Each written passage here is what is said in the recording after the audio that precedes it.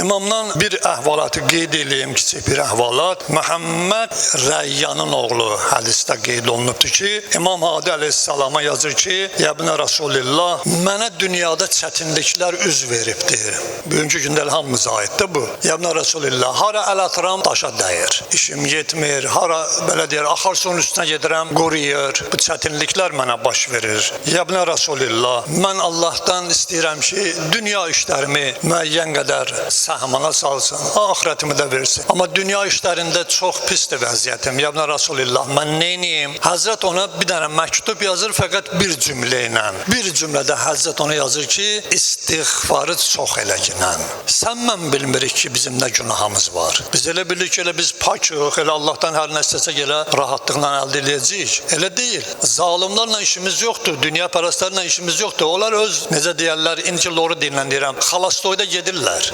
Allah öz sevdiyi bəndələrinin nizamla aparır. İstəyir ki, o nizamla, o çərçivədən kənara çıxmasın. Bəzən neynir? Onu çətinliyə salır. Bəzən asanlıq yaradır. Bəzən də çətinliyi axtarmalı ki, səbəbi nədir? Günahlarımız bəzən olur, görsən, hiss eləmirik, bilmirik. Odur ki, istiğfarımızı çoxaltmalı ki, ilahi, o günahları ki, mən eləyirəm, bəzən bilmirəm eləyirəm. Bəzən də ilahi, çətinliyə düşüb bilə-bilə günah eləyirəm. Bəndəyik də, məsum deyilik ki, çətinlik məni məcbur eləyir, acılıq məni məcbur eləyir, işsizlik məni məcbur eləyir. Görürsən ki, gedirəm günaha tərəf.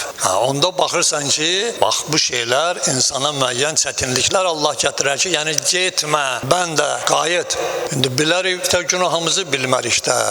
Nəsə, Allah Peyğəmbər, Ali Peyğəmbər xatirinə imamın dünyada ziyarətin, ahirətdə şəfaətin, cəmi onu tanıyanlara, onu istəklilərə nəsib eləsin inşallah.